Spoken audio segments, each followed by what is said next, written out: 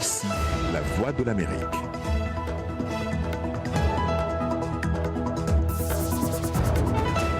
Madame, Monsieur, bonsoir et bienvenue dans cette nouvelle édition du Monde aujourd'hui. Tout de suite, les titres. Le secrétaire général des Nations Unies est en visite au Mali, accompagné de ses adjoints aux opérations de maintien de la paix et au soutien logistique. Migrants, le difficile retour au pays d'origine, même avec une aide financière, témoignage dans ce journal. À Bikoro, en République démocratique du Congo, épicentre du virus à fièvre hémorragique, Médecins sans frontières a installé 2 centres de traitement.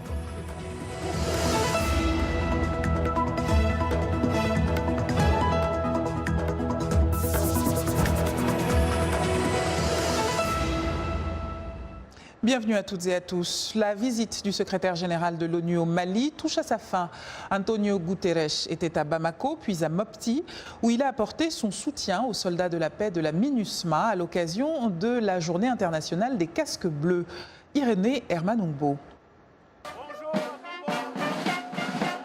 Revue de troupes, dépôt de gerbes, c'est par ces actes forts et symboliques que le secrétaire général des Nations Unies a rendu hommage à ces casques bleus qui travaillent dans la mission la plus meurtrière de l'ONU. Un devoir d'autorité bien que facultatif, mais Antonio Guterres a tenu à l'accomplir. Vous travaillez dans un cadre où la paix n'est pas assurée. Vous travaillez dans un cadre où il y a des groupes terroristes qui ne respectent rien et personne. Vous travaillez dans un cadre où il y a des trafics de drogue, d'êtres humains, d'armes. De 2013 à nos jours, la MINUSMA, qui compte environ 12 500 militaires et policiers, a perdu plus de 160 casques bleus, dont 104 dans des attaques. C'est donc en reconnaissance au risque que prennent ces agents dans cet environnement hostile, en proie à des attaques asymétriques, que le numéro 1 de l'ONU a voulu non seulement leur apporter son soutien, mais aussi au gouvernement malien qui fournit assez d'efforts pour lutter contre les djihadistes dans le nord du pays. Occasion également pour le secrétaire général d'apporter son appui à la force conjointe du G5 Sahel qui n'arrive toujours pas à recevoir les fonds promis par la communauté internationale. Il faut que la communauté internationale comprenne qu'elle doit assurer au pays du G5 Sahel un appui, mais un appui qui soit prévisible, un appui qui soit garanti. Pour Antonio Guterres, la paix au Mali est un problème de sécurité à l'échelle globale que le monde doit comprendre et soutenir sans condition. Dans cette courte visite au Mali, le patron de l'ONU était accompagné par ses secrétaires généraux adjoints aux opérations de maintien de la paix et au soutien logistique, respectivement Jean-Pierre Lacroix et Atul Kher, ainsi que par la directrice de l'UNICEF, Henrietta Fore. Au Zimbabwe, les premières élections présidentielles et législatives de l'après-Mugabe auront lieu le 30 juillet. Le grand favori est le successeur et ancien proche de M. Mugabe, Emmerson Mnangagwa. Ces élections constituent un test pour M. Mnangagwa qui s'est à nouveau engagé ce mercredi à organiser des scrutins libres, justes et transparents. M. Mnangagwa a par ailleurs promis de relancer l'économie du pays, engluée dans une profonde crise depuis une dizaine d'années. Les fonctionnaires tchadiens ont dit non au règlement des parties manquantes de leurs salaires et indemnités en nature, comme le propose le gouvernement. Bien plus, ils ont décidé de poursuivre la grève sèche et illimitée jusqu'à satisfaction totale de leurs revendications. Le secteur de l'éducation nationale est gravement touché par cette grève. Drame des migrations. À présent, l'Organisation internationale des migrations a rapporté que 2 migrants africains sont morts de soif et 80 autres ont été secourus en plein désert nigérien à 382 km de la ville d'Agadez alors qu'ils étaient en route pour l'Europe via la Libye. L'organisation précise que les migrants ont été bloqués 3 jours dans le désert suite à une panne de leur voiture avant d'être abandonnés par leurs passeurs. Alors, saisissons l'occasion de ce nouveau drame pour nous attarder sur ce qui se passe dans ce désert et comprendre les dynamiques qui y sont à l'œuvre avec Idriss Fall, rédacteur en chef à VOA Afrique. Bonsoir Idriss. Bonsoir Nathalie. Et merci d'être là pour nous apporter vos lumières. Entrons dans le vif du sujet. Pourquoi les migrants passent-ils par ce désert ? Parce qu'avant, ils prenaient l'océan Atlantique, ils partaient de Dakar, montaient vers Tenerife pour aller en Espagne. Et l'Europe a fait ce qu'on a appelé Frontex, a barré la route par la mer. Donc, second choix, on se déverse vers le désert. Il y a 2 portes d'entrée. Soit on passe par Gao dans le nord du Mali, Oui. ou bien on passe par Agadez. 2 chemins qui permettent d'aller vers... Alors on a une carte, vous allez pouvoir voilà, nous montrer exactement. directement. Donc vous voyez Agadez qui est un peu au nord là-bas du Niger. Et dans la même zone aussi, la ville de Gao se trouve à équidistance. Et donc vous voyez les lignes rouges, soit on va vers Tamanrasset qui est dans le sud de l'Algérie, et de là-bas on bifurque vers l'intérieur de la Libye, ou bien on monte vers le Maroc là-bas pour aller essayer de joindre Ceuta et Melilla et escalader les murs que vous voyez là-bas. Idriss, qui sont ces migrants africains qui passent donc par ce désert-là? Est-ce qu'ils viennent automatiquement de la région ou ils viennent de plus loin? Ils viennent de partout. Ils viennent d'Afrique de l'Ouest, ils viennent de partout. Je me rappelle en 2005 déjà à Gao, les jeunes que j'ai trouvés là-bas qui traversaient cette route, ils venaient du Sénégal, de la Guinée-Bissau, de la Guinée, de la Côte d'Ivoire, du Niger, du Mali, du Nigeria. Pour ceux qui sont de l'Afrique de l'Ouest. Il y en a d'autres qui viennent du Soudan, de l'Érythrée. En 2005, est-ce qu'il y avait beaucoup de femmes? Oui. Parce qu'on entend de plus en plus parler de femmes. Il y avait déjà beaucoup de femmes sous un hangar là-bas et que les gens qui les font venir envoyaient de l'argent sur une boîte de Western Union qui était là et ils payaient à des passeurs comme le même scénario qui s'est passé au Niger. On paye un passeur qui vous met dans une voiture. Parfois, si vous avez de la chance, qui vous amène jusqu'à l'endroit voulu. Si vous passez par l'Algérie, les policiers algériens sont connus, ils vous prennent votre argent et ils vous ramènent vers Tamanrasset ou bien ils vous lâchent dans le désert. Et c'est pareil pour la Libye. À Libye, avant, sous Kadhafi, ils pouvaient travailler un peu, gagner un peu d'argent et monter vers Tripoli et prendre ses embarcations de côté. On a quelques secondes, Idriss. Des mesures nationales comme internationales ont été prises pour enrayer ce phénomène de migration clandestine. Ça n'a pas l'air de fonctionner. Que faire? Ça ne va pas s'arrêter. Ce sont les chemins du désespoir quand des jeunes sont dans leur pays, n'ont pas de travail, n'ont pas d'espoir, n'ont pas d'avenir. Eux-mêmes le disent. Barça ou Barsac, c'est-à-dire arriver à Barcelone ou mourir. Merci infiniment Idriss Fall. Merci. Je rappelle que vous êtes l'un des rédacteurs en chef de VOA Afrique. Pour continuer sur les migrants et leur trajectoire, 2 témoignages à présent. Fatou Kiné et Kadim Faye sont retournés au Sénégal après avoir vécu respectivement en Algérie et en Italie. Une réinsertion sociale pas simple malgré l'aide de l'Organisation internationale des migrations. Blanche Sanou. C'est avec un large sourire que Fatou arpente les rues de Dakar. Son visage s'illumine aujourd'hui grâce à son choix de retourner dans son pays après une aventure périlleuse dont elle se souvient encore. Je n'ai pas réussi à me rendre en Italie parce que la route à travers la Libye est difficile. Il y a beaucoup de monde. Je n'ai pas gagné de l'argent en Algérie et il y a eu beaucoup de problèmes. J'ai donc décidé d'aller dans les bureaux de l'OIM et ce sont eux qui m'ont aidé à revenir au Sénégal. L'Organisation internationale pour les migrations lui a donné plus de 1 000 $ pour démarrer une activité de couture. Un an après, Fatou se bat toujours pour la survie de son business. C'est vraiment comme ça que nous accompagnons les migrants. Non seulement nous les soutenons avec leurs projets personnels, c'est-à-dire quelque chose que leur communauté veut et qui répond à un besoin. Ensuite, nous leur montrons quelques techniques de gestion qui leur permettent de soutenir une entreprise. Kadim Faye, âgé de 43 ans et père de 3 enfants, est revenu d'Italie. Il travaillait dans les champs et quand ses papiers ont expiré, il s'est retrouvé dans la rue. Mais grâce à une subvention financée par l'Union européenne, il est rentré au Sénégal pour se réinstaller dans la ville de Touba.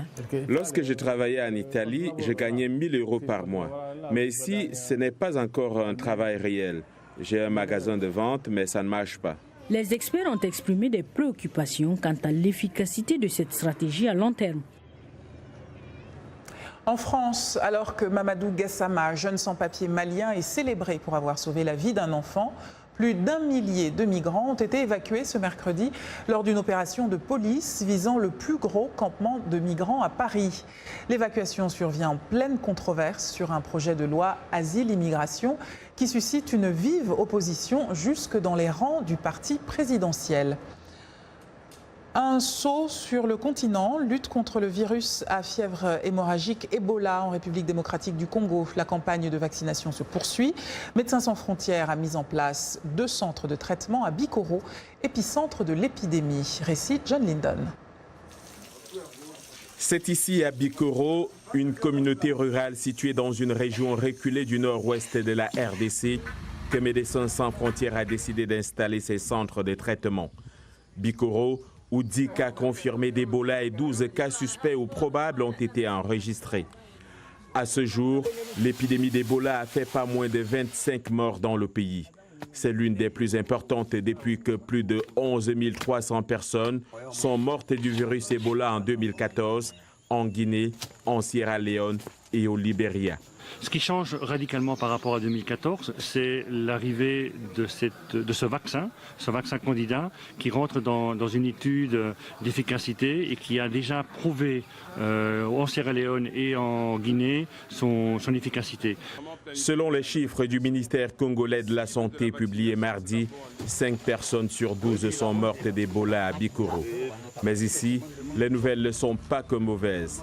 Ebola tue certes, mais il arrive aussi que des personnes soient traitées. J'étais avec la fièvre et le maux de tête. Et après ça, je ne mange pas, la faiblesse. Après cela, on m'a traité. Après le traitement, là, je me sentis donc je suis orage comme j'étais auparavant.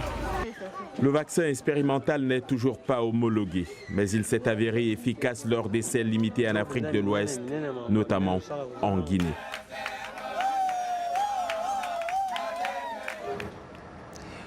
Ici, aux États-Unis, à J-13 du sommet entre le président américain et le dirigeant nord-coréen, les préparatifs s'accélèrent. L'un des signes en est la visite ce mercredi aux États-Unis du plus haut responsable nord-coréen à fouler le sol américain en 18 ans. Le général Kim Yong-chol a déjà rencontré le secrétaire d'État américain Mike Pompeo lors de ses 2 voyages à Pyongyang ce printemps. Alors, pour analyser ce que signifie cette visite, nous accueillons Joseph Chung, professeur associé au département des sciences économiques à l'Université du Québec à Montréal. Bonsoir, monsieur. Bonjour. Merci d'être avec nous. Je vous en prie. Alors, est-ce que vous pouvez nous expliquer, nous parler de la figure de ce général Kim Yong-chol, dont on sait qu'il est une figure importante, mais on sait très peu de choses de lui? Oui, je pense que c'était l'élément historique très important. En fait, il y a eu des négociations entre 2 équipes, nord-coréennes et américaines, à Panmunjom depuis 2 jours. Entre Kim Il-sung, c'était l'origine coréenne, l'ambassadeur aux Philippines, américain à Philippines, et Kim Yong-chol, c'est le Chesoni, là. Le vice-ministre des Affaires extérieures du Corée du Nord. Apparemment, ils ont entendu sur un certain nombre de choses. Ceci aurait permis M. Kim Yong-chol d'aller à New York pour rencontrer Pompeo. Et donc, s'il y a une entente amiable entre 2 personnes, ça y est. Alors, M. Chung, est-ce que la venue de Kim Yong-chol est un signe infaillible que le sommet de Singapour aura bien lieu? Oui, je pense que, d'après moi, ça aura lieu. Donc, c'est quelque chose d'important, mais ce qui est important après, c'est que ça passera après le sommet à Singapour.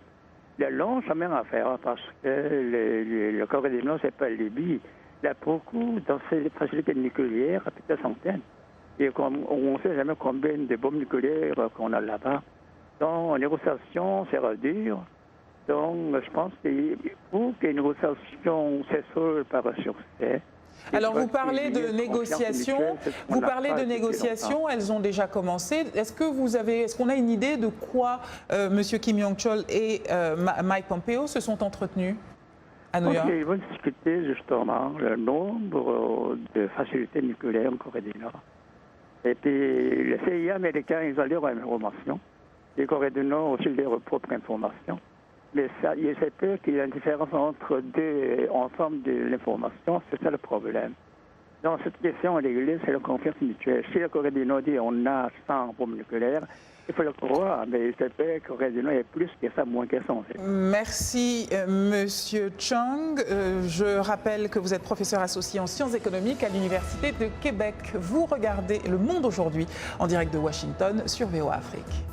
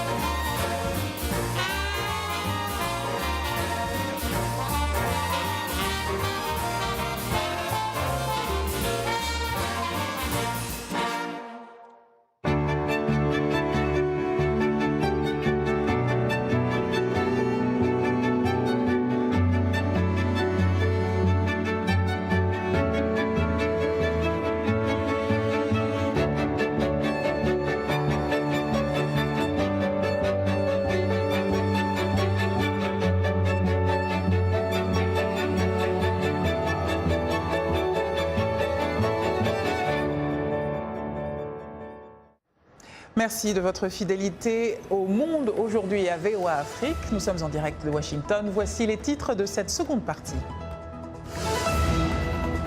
Restauration et réseaux sociaux, la mode est de photographier ce que l'on mange et de le partager sur Internet. Une tendance qui pousse les chefs du monde entier à créer des plats de plus en plus photogéniques. Sadio Mané, bon pied, grand cœur. Dans son village natal de Bambali, le footballeur sénégalais a construit une école. Le Cirque du Soleil à nouveau en tournée avec un nouveau spectacle entre féerie et acrobatie qui cette fois-ci célèbre la culture mexicaine.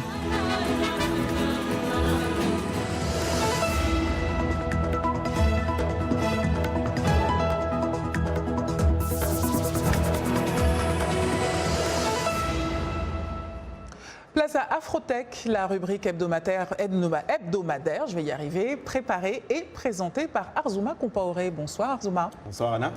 Alors aujourd'hui, quelles sont les dernières nouvelles ?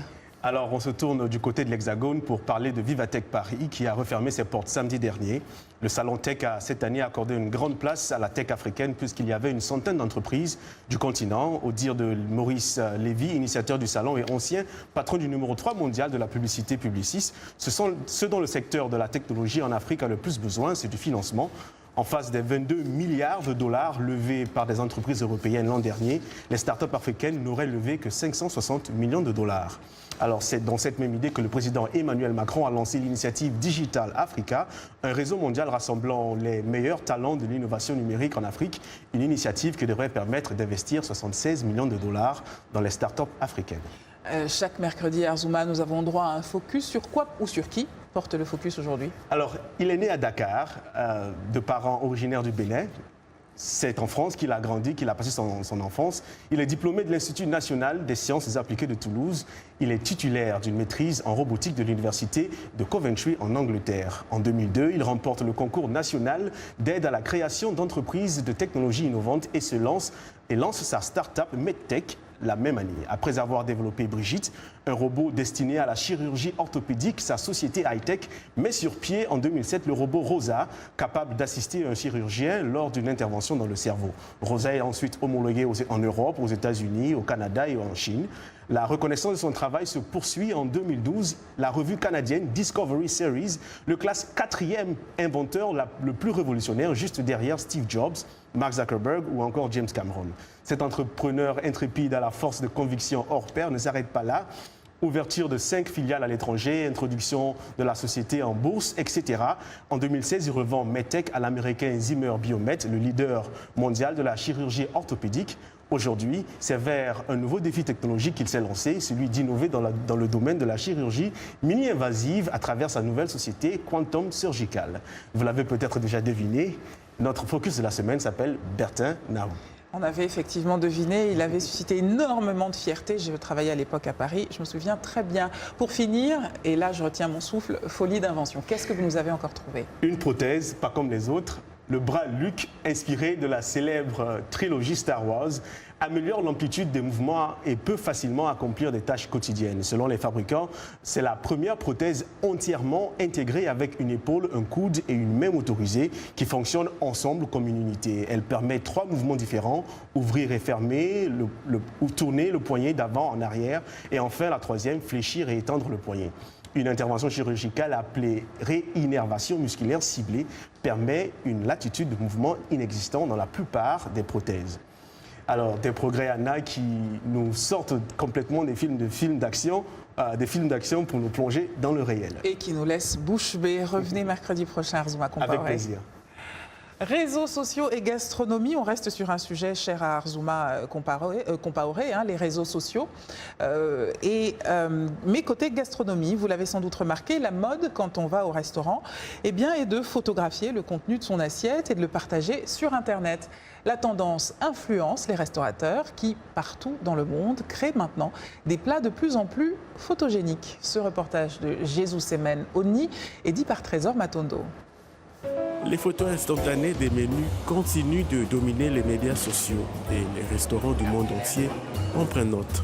Je pense que cela a changé la tendance. La présence des médias sociaux et d'Internet signifie que les gens peuvent aller en ligne, voir ce qui les inspire. Tout y est, non seulement ce que vous pouvez faire, mais aussi comment le faire. Tout est sur Internet. Si manger était auparavant considéré comme un événement social, c'est aussi devenu aujourd'hui un événement de médias sociaux. Les chefs et les entreprises qui veulent gagner davantage, créer des plats uniques que les consommateurs peuvent partager en ligne. C'est le cas de la dernière zone hipster de Bangkok qui a créé tout un buzz avec des menus incluant des insectes. Un café à Amsterdam a consacré un menu photogénique à l'avocat. L'idée est venue d'Instagram. Deux Néerlandais en ont vu l'opportunité à travers différents profils Instagram consacrés aux avocats et à l'art culinaire. La popularité est incroyable. Vince Lade laisse entendre qu'ils avaient environ 36 000 abonnés sur Instagram avant même l'ouverture du restaurant. La tendance inspire également les artistes. En Ukraine, un portrait de Donald Trump fait d'un net et à Londres, des délicieuses reconstitutions de tableaux emblématiques entièrement faits à base de chocolat. Et en parlant de chocolat, cette usine en Belgique utilise des imprimantes 3D pour réaliser des mini-sculptures comestibles. Une créativité qu'ils espèrent apporter dans la pâte. Après tout, en cette ère du numérique, votre nourriture est aussi bonne qu'elle en a l'air en ligne. Ça donne faim. Place au sport à présent avec Yacouba Ouedraogo. Bonsoir Yakou. Bonsoir Anna et bonsoir à vous, chers amis sportifs du tennis. Pour commencer, elle est là et ça se sent. Le retour de Serena Williams à Roland Garros s'est vêtu d'une combinaison noire à ceinture rose que l'américaine aux 23 trophées du Grand Chelem a refait surface sur les cours de tennis.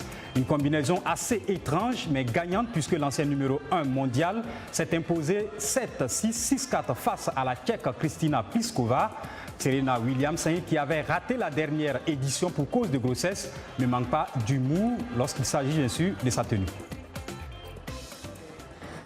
En ce qui concerne ma nouvelle tenue version 2.0, c'est cool.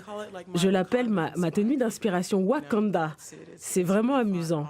Bien que nous l'ayons conçue bien avant le film Black Panther, elle me rappelle cela. C'est une tenue confortable. Je l'ai essayée plusieurs fois, mais je ne l'avais jamais portée aussi longtemps.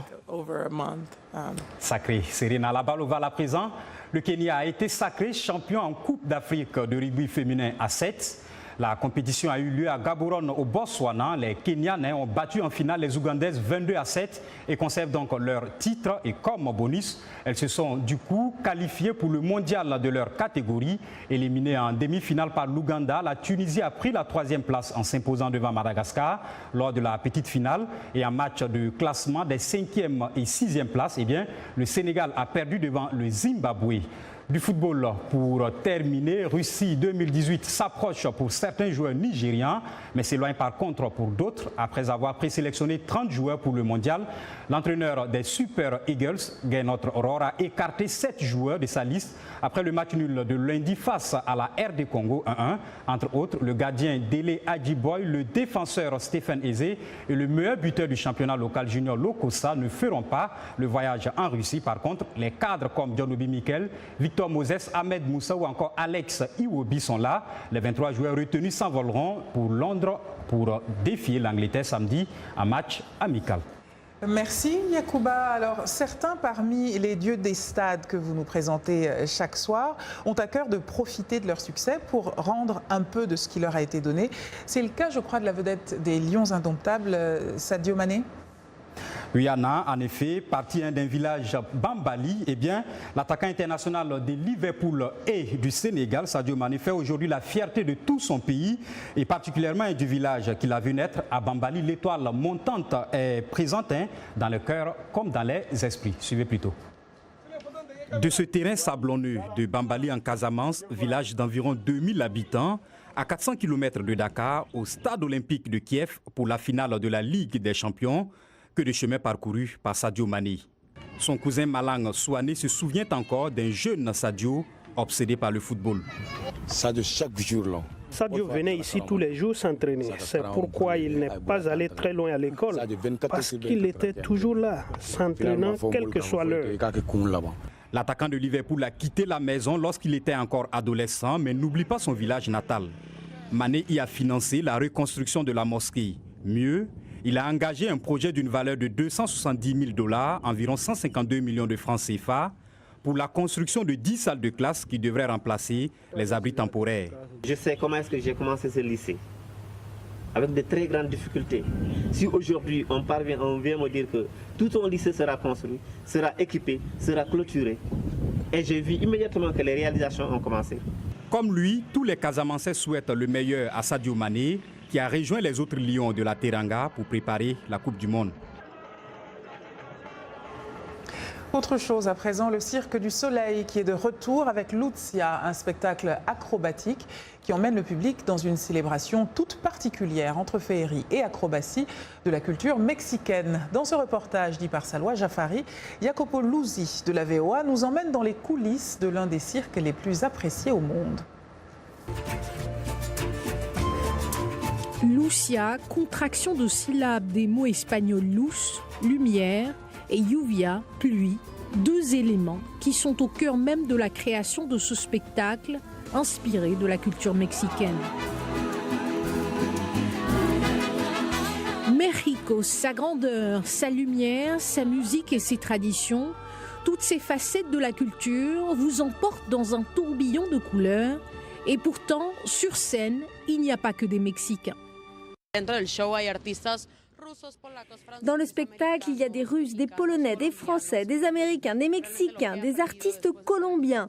Donc ce que j'ai appris après avoir été ici pendant si longtemps, c'est qu'il n'y a pas de langue. Beau, impressionnant. Pour la première fois de son histoire dans un spectacle sous chapiteau, le cirque utilise l'eau dans certains numéros. Rien n'est laissé au hasard, les costumes, les décors, un travail méticuleux et des centaines d'heures de répétition. Nunca salimos si no tenemos confianza. Entonces, entrenamos para tener la confianza que nada va a pasar. Pero seguro que cuando estás empezando es peligroso. C'est une vie passionnante que mènent les 44 artistes du cirque. Voyager à travers le monde, rencontrer son public, la vie de cirque a beaucoup d'attrait. C'est très bien, dans chaque ville nous sommes restés environ 2 mois ou 2 mois et demi et on a vraiment l'opportunité de vivre comme les locaux dans ces villes-là. Lucia poursuit sa tournée à travers les États-Unis pour les prochains mois avant d'installer ses chapiteaux à Mexico, la ville qui a inspiré cette production. Et c'est la fin de cette édition. Merci de l'avoir suivi. Demain, c'est John Lindon qui vous retrouvera ici, même lieu, même heure, sur VOA Afrique.